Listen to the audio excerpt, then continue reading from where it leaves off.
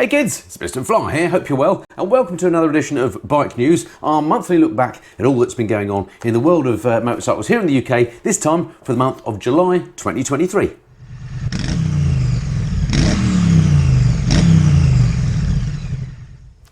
Right, so welcome to another edition of Bike News. I've only actually got 3 papers to go through for some reason this week. So MCN, if you're watching, didn't get last week's copy for some reason. Anyway, must have been a glitch in the matrix. Anyway, we'll get to those in a second. I couldn't get onto Bike News without quickly mentioning this weekend that's just gone and the ABR Festival, the Adventure Bike Rider Festival. What an absolutely incredible time we had. Massive thank you to the organisers of that. If you've never been to the ABR Festival, it is brilliant. It's great because number one, I see loads of people that I know, not only people from the industry, but loads of me mates go, and it's a great opportunity to meet some of you guys as well. So thank you to everybody that came up to me and Mrs. Fly and said hello. It was absolutely fantastic to meet you. A few things in particular that leapt out to mind. Well, I did a talk with Simon and Lisa Thomas. Well, it's sort of a Q&A thing, so thank you to everybody that came along to that. That was great fun, really enjoyed doing that. Hopefully might get to do it again next year, so that was brilliant. Thanks if you came and watched that, really enjoyed that. It was fantastic at last to get a chance to meet Norley as well, from Itchy Boots fame. Absolutely fantastic. Unfortunately, I didn't get a picture of me and her together, but I did actually give her a little cuddle, so it was lovely to see her. So hi to you, Norley, and thanks for the mention in your talk as well. That was brilliant. So yeah, this isn't a picture of me and Norley. This is my mate John and Kim with her, just to prove that she was there. So that was a real scoop for the festival. Must give a huge shout out to Gareth from Ireland. Thank you very much for providing me, Bruce and Rich with the beers during our pub quiz, which was an absolute hoot. If you came to the pub quiz, thank you for doing that. Again, I'll probably ask ABR if we can do that again next year. We had a great time doing it. Hopefully you enjoyed it too. We had a few logistical issues, but it was great fun. Anyway, so that was good. What else? I've got a little list here of things that I want to say. Oh, it was great to catch up with Alf as well. Do you remember Alf Garnett from my Alaska tour? He was there on the BMW Motorrad stand as well. Brilliant to spend some time with you, Alf. So that was good fun, wasn't it? Fantastic to see Dave from Really Good TV as well. Managed to actually get a spot for his tent next to us. So yes, basically spent the whole weekend with Dave. It was fantastic catching up with you, mate, and look forward to doing it again, and hopefully at some point in Ireland as well. That would be good, wouldn't it? I mean, the event was just incredible. Just the sheer number of bikes that turned up at the beginning. Mrs. Fly took some shots here of the bikes coming in. It was incredible. Great fun to be had as well out on the bikes on the trails as well. And even though it was a cracking weekend in terms of the weather, there was some muddy spots. I mean, check out this picture. Just incredible. Anyway, so great fun had out on the trails. And then while I'm on thanks for people coming to say hello and stuff, it's so lovely to meet everybody there. Everyone is always so lovely to us. So thank you to you. But I must also give a little bit of an apology out to the lovely Irish lady. You know who you are. In fact, here's a picture of me and you. I may have been a little bit drunk when I saw you, but apologies to you if I was a bit leery. Apologies to your husband for trying to steal his wife. Apologies to Mrs. Flyer for being so outrageous. Anyway, you get the gist. Right, that's enough of that. Let's crack on with bike news. First story, power-packed new Norton. This is something of great interest to me because I'm a big Norton fan. I love the idea of the Norton brand coming back once again, and I'm loving the looks of the bikes that they're producing at the moment. And in fact, I've got a Norton review coming up later on. Well, actually, I think it's later this next week. I think you're going to see a Norton review, but I'll talk about that in parish notices as we get towards the end. But anyway, this one here, V4 Superbike engine, sits at the heart of handcrafted cafe racer. What do you make of this beauty? Norton Motorcycles have launched what they claim is the most powerful British cafe racer, or CAF racer, I should say, in production, with the 185 brake horsepower liquid-cooled 1200cc 72-degree V4 at its heart. It's interesting, they say it's the most powerful British CAF racer in production, but when I read that, I was kind of struck and I think, well, what other British production CAF racers are there? And I can only really think of one, which I guess is the Triumph Thruxton, and then you could sort of argue whether that's British, because of course it's not made here, it's made in Thailand, whereas the Norton is entirely British, and there's no doubt that's a British bike. Not that matters to me, but there we go. So yeah, if you know of any other British CAF racers that are currently in production, I'll be interested to know. But anyway, so yeah, I take it, it is the most powerful. I'll take that from Norton. It says here, it's priced at, get rid of this, £41,999, so 42 grand if you fancy one of these. 200 of them are going to be made and they're hand built at their Solihull factory. It's got a single-sided billet swing arm, bespoke titanium exhaust, 43mm Öhlins Nix 30 upside down forks at the front, and carbon BST wheels, as well as loads of other bling. I mean, it does look beautiful, doesn't it? I don't know about the riding position. For me, I'm not a big fan of CAF racers. Maybe that's why there's not so many produced. In that you've got all the uncomfortableness of the sports bike, but without the cool lookingness of the sports bike, if lookingness is a word, but we'll say it is. But you get my drift. Anyway, I'd be interested to see what you think of that. Would you spend 42 grand on a Norton calf racer? It looks lovely. I wish them well. Anyway, all right, so that was that one. Next up, I must just mention this story here. Riders doing it for Doddy. Two bikers in their 70s with a passion for rugby are planning to tour every senior rugby club in Great Britain to raise money for the My Name's Doddy Foundation, which supports research into motor neuron disease. Len Beige and Robin Down, both 72, were spurred into action after Scottish international rugby player Doddy Weir died from the disease last November at the age of 52. The tour kicks off on August the 14th, and basically they're going to take a week to complete a 1,300-mile round trip. I said I'd mention this because these two guys are viewers of the channel, and patrons as well, so thank you very much, guys. Good luck with the trip. Hope you enjoy it, and I hope you raise plenty of money. If you'd like to donate to this great cause, I'll put a link below to their fundraising page. It's a Just Giving page, so there'll be a link there if you want to donate to this. So they're going around all the rugby clubs in Britain to raise some money for motor neuron disease. So good effort, chaps, and enjoy the ride as well. Hope the weather's good for you. Okay, next up. New scoots, ready to tackle everything. Now, check this out. This is from Lex Moto. What does it remind you of? Anything? It's actually, and there's a hint here. Let me say, Lex Moto dive into all-terrain scooter with new XDV. Does that sound a bit like XADV? Do you remember the Honda XADV? I rode it ages ago now. It's probably 4 or 5 years ago. If I can find the video, I'll put a link in the corner. It's an interesting bike. It's sort of a motorcycle disguised as a scooter, sort of as an off-roady scooter thing, or the Honda one was at least. And it has to be said that this Lex Moto looks somewhat like that, doesn't it? Anyway, let's read what it says here. Lex Moto are growing their affordable low-capacity motorcycle range with a new adventure-styled XDV300 scooter available for just shy of £4,700. Quite a lot of money, I suppose. Says here, competition for the bike include things like the 5,799 Honda ADV 350, the 6,560 BMW C400X, and the 7,000 Suzuki Bergman 400. Obviously, all a lot more money. This one though, the Lex Moto is powered by a 279cc single-cylinder engine, 25.5 brake horsepower, so not going to be breaking too many speed records. It says the top speed is 81 miles an hour. Is that enough for a scooter of this type? Not sure. It shares more than the passing resemblance to Honda's larger XADV semi-automatic maxi scooter. It certainly does. I mean, it looks like a blatant rip-off to me. And it's 168 kilograms. What do you make of that? I think it looks quite nice, but I do think it is a bit of a rip-off of the Honda. But incidentally, that Honda, I loved it, but I don't think I've ever seen one on the road, you know. I'm not sure if they've sold too well or what's happened. But anyway, Lex Moto are having a crack at it. All right, next. Ultimate adventure. Does the handsome new Ducati Multistrada V4 Rally, beautiful bike, have what it takes to topple the mighty BMW R1250 GS Adventure? So pitting two top adventure bikes here, I would argue the two top adventure bikes.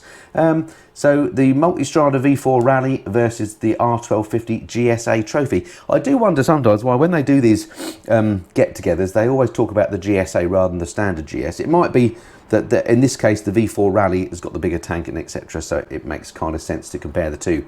But we don't often hear much about the standard GS. It's always the GSA, it seems, that gets talked about. Is that true, or is that just my perception? I say that because I have a standard GS, but I rarely see stuff about that. I always see stuff about the GSA as if that's somehow the much better bike. But in my opinion, the standard GS is better. It's less weight. It's not as top heavy when you've filled it up. Doesn't cost as much. It's not as big.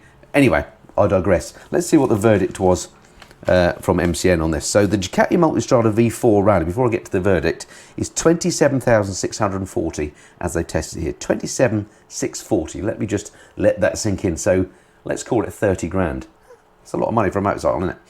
The BMW R1250 GS Adventure, as tested, 21,498, which is not a small amount of money either, is it?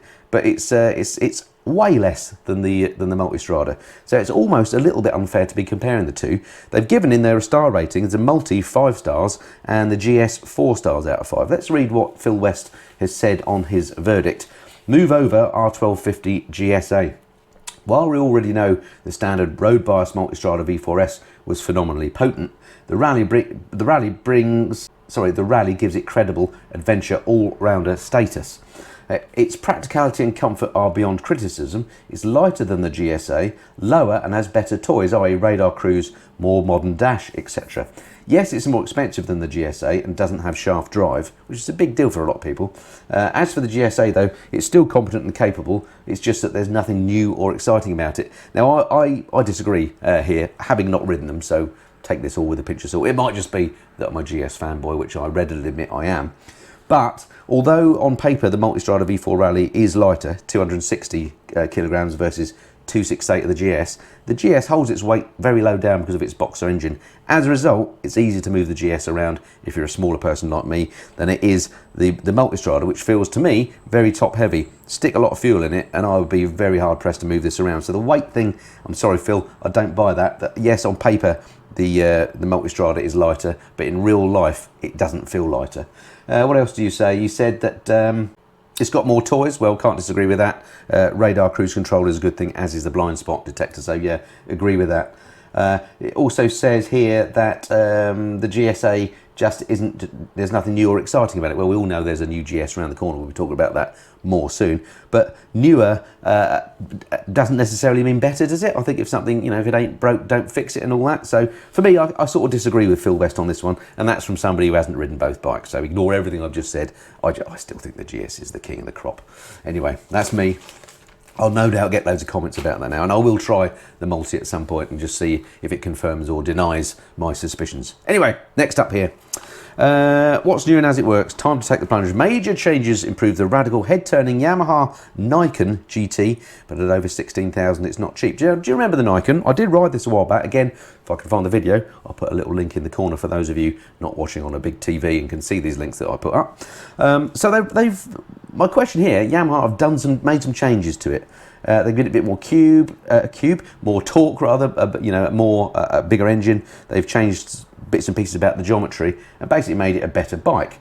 But our sort of question is why? I don't know how many of these Yamaha have sold, but other than the one I rode all those years ago, I don't think I've ever seen one of these on the road, and I suspect Yamaha didn't sell many of these. So I wonder whether they put a lot of money into the research, so they thought, well, we've got to keep on with this model, and they're trying to, you know, they're trying to G it up a bit. I don't know.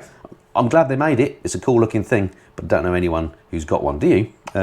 Stick comments below if you know anyone that's got one of these. It says here in the verdict, there's no doubt that Yamaha have improved the Niken by updating the GT. It's easier and more rewarding to ride, better equipped to cover distance, it's more comfortable, and rights the wrongs of the old model. Well, that's all good news. It's an absolute blast to ride too, but, and this is a big but, the Niken was and still is a niche machine. Getting past the looks is half the battle. For many, that's a bridge too far, and over £16,000, the GT is far from a cheap thrill. So yeah, 100% agree with Jim Moore on that one. It's novel, it's interesting, but would you actually have one? And would you spend 16 grand on one? That's the question, isn't it? All right, that's it for the first paper. BMW's big GS Fightback. So this is the brand new GS that is so long awaited and so anticipated, it's untrue. I cannot wait to see it myself. We've seen spy shots before. There's some more spy shots here, possibly the clearest ones that I've ever seen. Well, let's see what MCN say and then we'll have a bit of a chat. So it says here, fresh spy shots reveal that we'll be seeing a radically updated flagship BMW GS next year. I think we've seen a date now. I saw somewhere written that it was going to come out this September. I can't remember the exact date, 28, something like that. Anyway, expecting to see it in the autumn this year, actually. Appearing to have lost much of its rugged, bulky styling, the new GS looks much sleeker than before. Now, this is where I have a bit of an issue. Some people say the GS is very ugly, and I'm not saying it's a beautiful looking thing, but to my mind, the current GS is purposeful. It looks fit for purpose. And I actually quite like the look of it. I like the asymmetric headlights on the GS. I like the front end. I like the frame. I just like the way it looks. I've come to sort of love the way the GS looks. And to me, this, although it's disguised and is quite difficult to see, doesn't quite look as good. Obviously, there's a radar on the front, so they've changed the front end a bit. It looks like the front lights have gone symmetrical as opposed to asymmetric. I really hope BMW haven't put some of those sunken projector lights in here or made it look more... I don't know. I just hope they haven't spoiled the front end is what I'm saying. I don't know. I've got my doubts about it looking at these spy shots. I hope I'm wrong, and I hope when they take all the tape off, it looks just as good as the old GS. But at the moment, I'm thinking if it looks kind of like this in the flesh, maybe I won't be buying one. I don't know. We'll see. We'll see. This is the problem that these manufacturers have, and it's a bit like Harley Davidson. When you've got a winning formula, if you try and change something, you upset all your old customers, and of course you want to get new customers in too. So anyway, we'll see. Let's not be too hasty. We've not seen the finished part yet. Let's carry on reading what MCN was saying about it. So BMW have now ditched the tubular steel frame. In its place is what appears to be a two-part cast aluminium frame and rear subframe that uses the motor as a stress member. I was going to say this new direction is most likely to attempt to save weight. Well, that's a good thing. The new bike's shift cam boxer twin is believed to boast exactly 1300cc, which is 46cc than before. I suspect that's just to get it through emissions and so on, so it'll probably feel much the same power, I'm guessing.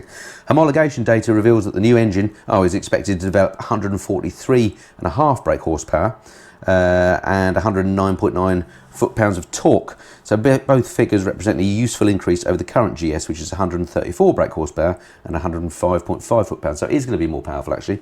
Useful. Whether I could actually tell the difference, I don't know. The GS appears to be sitting exceptionally low, as if the suspension has collapsed. Let's hope not. It has been known. Suggesting the new model may feature a preload shedding function to lower the ride height for low speed or stationary manageability, which would be good. That's a bit like the Harley Davidson Pan American did that, doesn't it? It drops down when you stop. Maybe BMW have done that with the GS. That might be quite useful. It appears that the GS's Patrick Moore-esque squinting headlamp has been consigned to the history books. That's a shame, but it depends what they've replaced it with, so let's not be too hasty. Let's wait and see what it looks like, but I'm feeling a little bit disappointed about that. There is also a lack of any obvious control lever or adjuster knob for the screen, suggesting that it's now electrically operated. Well, that'll be a good thing. Wasn't a problem before, and in fact, let's face it, when you set your screen, you tend to set it and then you never really change it again, do you? But anyway, we'll see. Looks like it's got an electric screen. A smooth black plastic panel which houses a new generation of BMW's radar-assisted adaptive cruise control system can be seen, so that's coming. We sort of expected that. Let's hope it's got the blind spot mirrors as well. Looking at the mirrors on this, they look exactly the same as the existing GS with no little lights that I can see, but who knows? I can't believe it'll have radar and not blind spot detection. That would be a bad thing. The R1300 GS system will have a rear-facing radar and a blind spot detection amber warning triangle. Oh, it is clearly visible, it says here, so that is on there. Good. Tail and brake lights now integrated into the indicators instead. I'm not sure I like that. I've seen this before on other bikes where they integrate the brake lights into the indicators. I'm not sure they're quite so good for rear, cars coming behind you seeing that. Not sure about that. BMW's made provision is still made for a separate sat-nav. That's good news. Or lockable mobile phone mounting cradle stacked above the TFT. Now that's something that I love about the GS that I've got and current generation GSs, that you can have that separate Nav6 Garmin mounted up. I love being able to see that as well as everything else. So it looks like they're possibly keeping that. If it's a cradle that's just for a mobile phone, then let's hope they've done some vibration damping so you don't trash your mobile phone. I've killed an expensive Apple iPhone thanks to mounting mine on a quad lock. This was before they invented the damping stuff. I trashed my phone and wrote to Quadlock and they said, well, don't worry, we've now got a damping system for it. Well, a bit late. Anyway, let's not go there. What else I've got to say? Visible on both bike Spider are a set of large capacity plastic panniers that clearly boast the firm's Vario functionality. That's quite handy, actually. That's when you can extend the capacity of the panniers if you wanted to. That's a good thing. MCM believes it will be revealed in the late summer / autumn as a 2024 model. So I don't think any bike that I can remember in the last 5 years has been so hotly anticipated. I cannot wait to have a go on one. I'm hoping BMW are going to let me have, as early as possible go on one.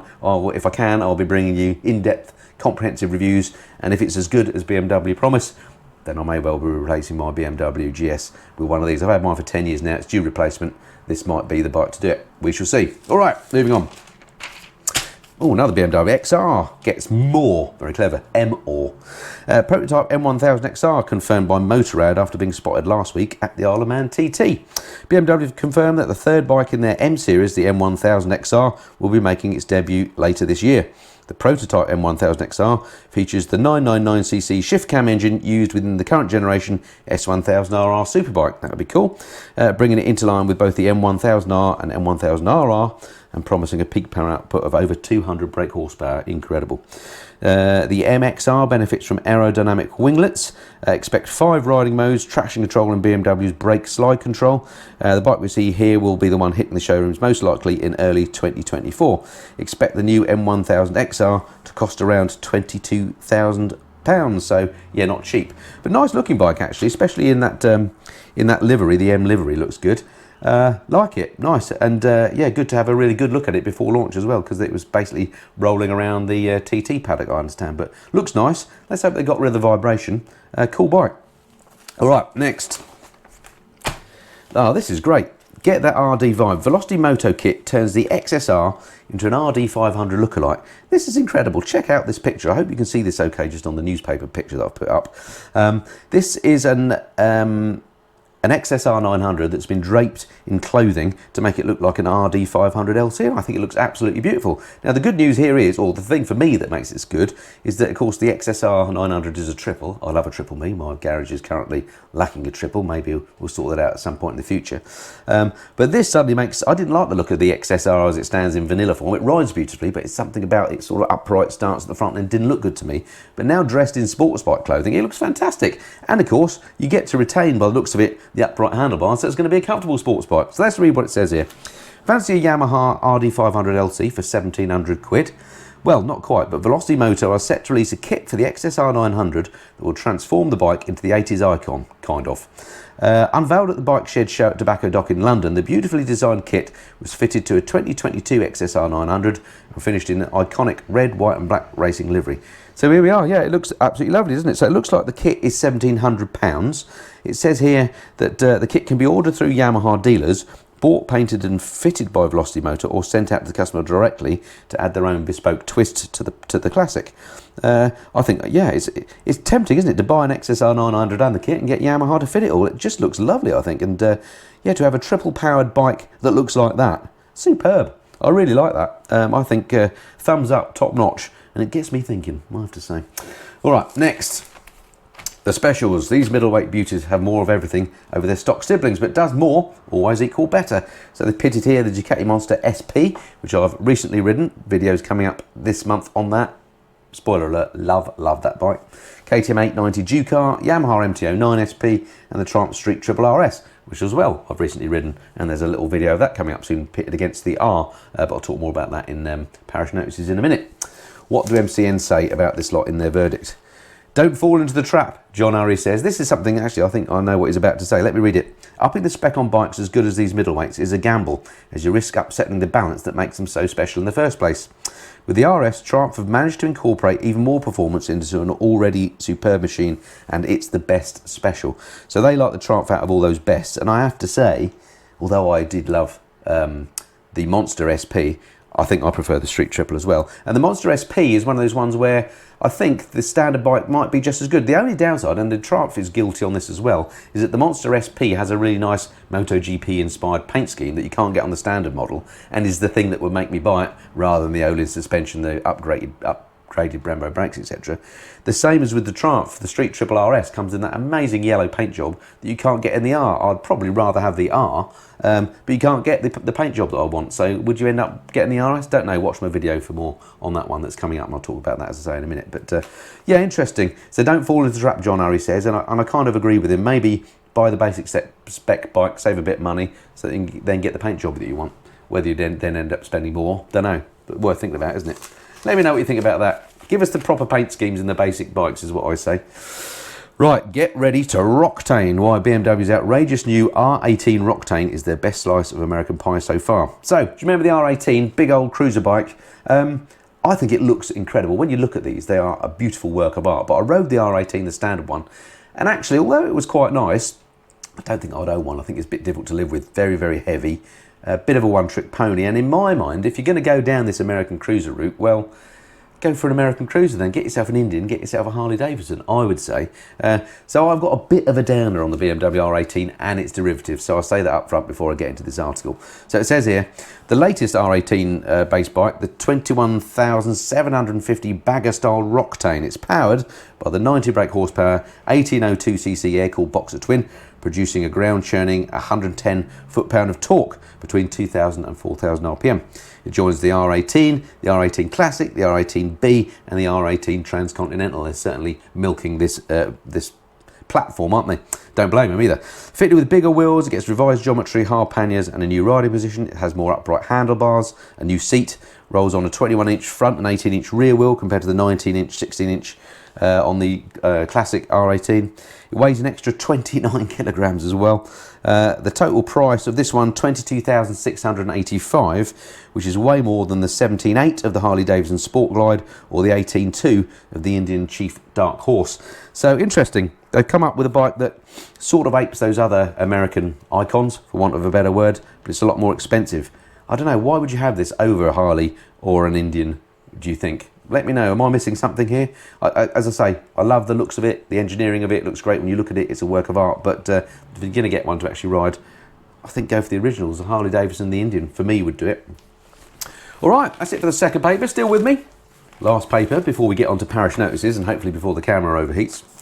Only 3 stories here. First one, Super Sport 600s are back. This is big news as far as I'm concerned. Kawasaki resurrect the Ninja ZX-6R for 2024 with new tech and styling. I cannot wait to have a go on this. A 4-cylinder 600 sports bike. Hurrah! They're back. It says here, Kawasaki just reintroduced the Ninja ZX-6R to their sports bike range after it was dropped from the UK market with the advent of Euro 5 regulations.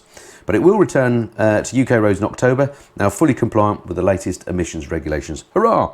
The 2024 version of the inline 4 middleweight has adopted the familiar angry styling of its ZX-10R superbike stablemate, which I'm not sure about the styling of it actually. That's the one down thing of it.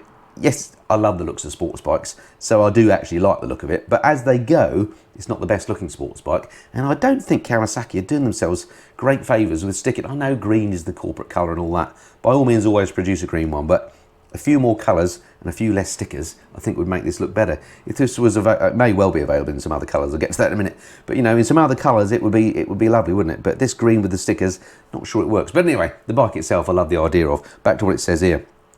Kawasaki claim the ZX6R's 636cc liquid-cooled engine will make around 127 brake horsepower at 13,000 RPM. What a fantastic amount of power for the road. Absolutely great fun. It says here, the 2024 model gets shower, separate function big piston forks, a quick shifter, 3-mode traction control, power modes and riding modes. It's available in traditional Kawasaki, here we go, green, or a more low-key black scheme, which is probably the one I'd go for.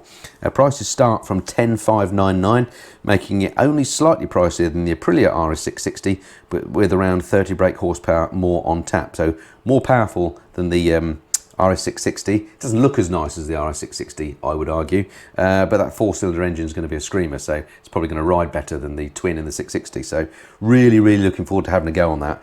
I hope it's semi-comfortable as well. Who knows, maybe there'll be room for another sports bike in my garage yet. So yeah, now Kawasaki are talking to me as well. Fantastic, it'd be great if I can get a ride on one of those. I'll definitely get that scheduled in. Oh, this is something that I thought was incredible. 2,493 miles in a day. Ivan Cervantes sets a new distance record on a Triumph Tiger. In fact, this is one of the questions that came up in our pub quiz at the ABR Festival the other day.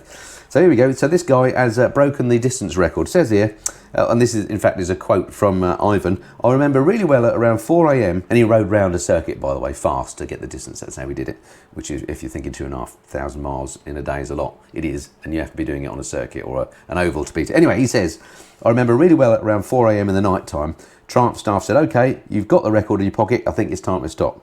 But he said, hey guys, I'm here and I don't want another crazy rider like me to come along and attempt this record again. So he absolutely smashed the old record. Brilliant. So he completed 317 laps in excess of 124.3 miles an hour, beating the previous record set by American Carl Reese in 2017 with 5 hours left to spare. So absolutely thrashed the record. So well done, Ivan. I think that's going to be a tough one to beat, isn't it? And well, if anyone wants to have a crack, feel free. It certainly won't be me. He's certainly got an eye on butt, hasn't he? Amazing, amazing effort there. Brilliant. Okay, next up, Adventure Lite. Honda, BMW, KTM and Royal Enfield go head-to-head in the battle for lightweight adventure supremacy. So they pitted here the KTM890 Adventure SW, which I think actually looks quite nice. I'm often saying I don't like the looks of KTMs, but this particular KTM, particularly with a bit of mud on, I think looks good. Against the Honda CRF300 Rally, we all know that's a cracking bike. I used to have a Honda CRF250. Norley herself is going around the world on a CRF300 Rally. Reliable, good value for money. Looks a bit questionable, but certainly does the job.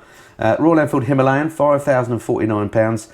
Again, a rugged, fit-for-purpose bike, but personally, I'm not a big fan on how it rides. It's a bit thumpy for me, and also I can't get on with the looks of the Himalayan. I know there are lots of fans out there, but the Himalayan, not for me. And then the BMW 310 GS, which comes in at less than £6,000, 5,890. Looks a great little bike, and I actually quite enjoyed it when I rode it, I must admit. So for me, if I was going to order these, if I was going to go around the world, I'd get the CRF300, then the KTM, then the BMW, then the Himalayan would be my ordering. Let's see if MCN agree or not. Well, they're given star ratings. 3 of the bikes have got 3 out of 5, and one's got 2 out of 5. The GS, the 310 GS, is the least rated by MCN. But what they've said here is, making a decision comes down to what type of riding you intend on doing and the type of rider. If your focus if your focus is the road, then the KTM is the clear winner. If you're planning to spend most of your time off-road, then the Honda is the best bike to choose. So yeah, pretty clear verdict there. They rate the CRF, as do I. Also think it looks good from the side, not from the front so much with the Lord Buckethead front on it. But yeah, I think I'll probably go for the Honda, and it's 6,499. It's not the most expensive. The KTM is. Interesting. All right, anyway, that's it for the pay-per-view, which means it's time for...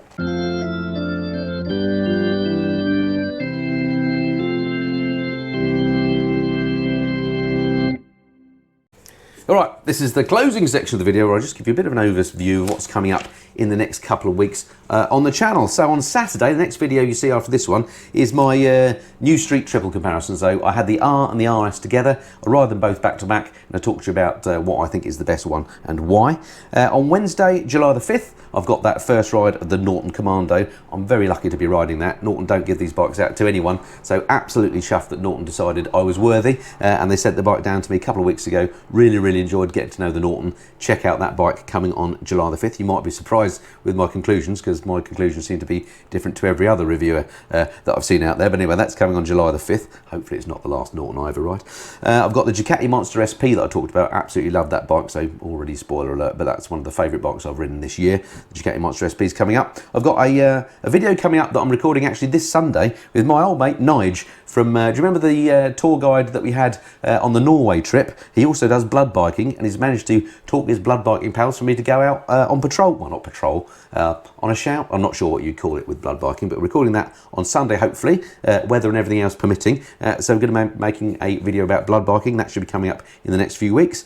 I've got a new series starting actually, which I'm calling Bargain Bikes. This is thanks to my friends at Superbike Factory. Not only I'm going to continue doing my classic reviews, don't worry about that, but I'm also going to do something I'm calling Bargain Bikes. So I'm going to be looking at what I think are great value second-hand bikes to ride, and I'm starting off with the Honda CBR 600 RR. Again, I think if you're going to have a sports bike on the road, then the 600 type of power range is exactly right for the road. So the Honda CBR 600 RR is coming up, and I've got a few surprises coming up, I hope, this month as well, depending on what happens, but we'll see. Anyway, lots of great videos coming up. I do hope you enjoy them and you continue to watch them. So thank you very much for that. Next bike news is scheduled for the 29th of July, which is a Saturday. So hopefully by then, I might have got another few editions of MCN to go through, or maybe my subscriptions run out and I need to pay them some more money, don't know. Anyway, that's it for now. Hope you enjoyed that. Looking forward to reading your comments below. Speak to you again soon. Until then, this has been the Mr. and Fly. Cheerio.